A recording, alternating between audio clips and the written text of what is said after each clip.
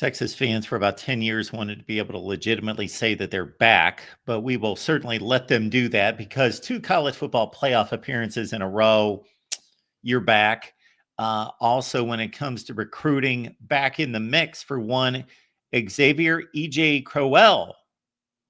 Yeah, Crowell is a running back that we've talked a lot about.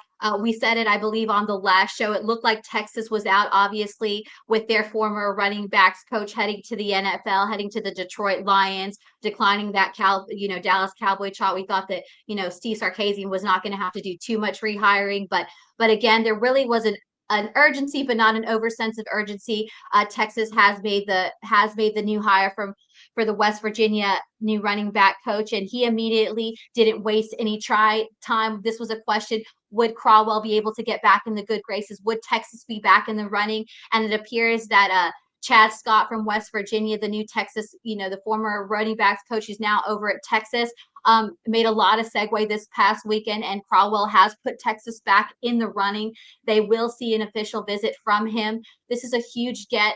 Obviously, he's one of the most talented running backs, not only in the state of Alabama, but also in the country. Even though we talk a lot about nowadays that a lot of these recruitments aren't a package deal, you can't help but wonder that some of these places that are also in need of a quarterback will be recruiting not only Crowell, but also his partner in crime, his quarterback over at Jackson, 4-star blue chip in you know coming down. I had a little bit of a thought in Landon Duckworth. We got a lot of QBs on my mind, but Landon Duckworth, is QB over there at Jackson, Alabama. They've been a highly recruited duo. Again, we're not hearing that they're a package deal, but we also are hearing a lot of rumblings at some of these schools to watch, especially in Cromwell's recruitment, are also looking at Duckworth, another quarterback that I didn't put in our notes, but like I said, it all kind of goes about that full circle we talk about.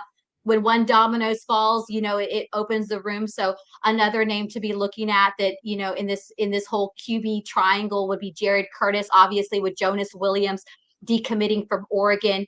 Jared Curtis immediately came out talking about how now it's down to, I believe, Georgia and Oregon. But going back to Cromwell, Texas is back in the mix. He's set to take an official on June 6th. Also looking to visit Georgia on the 30th. Auburn on the 13th, Florida State on the 15th, and Alabama on the 20th. We are hearing that Alabama is making an extremely hard push to keep Crowell, obviously, in the state of Alabama. He's just got an elite talent that you don't want to lose when you're Alabama. Definitely looking to bolster that running back room. So while Crowell's, talked to some of our colleagues on the national circuit that he's not in a rush to make his decision. He's definitely doesn't want to make it before his senior season. But while Texas is back in the mix, the new running backs coach obviously has made up ground in that transition. So we see Texas to be in the front running, but really look out for Alabama trying to make that late push.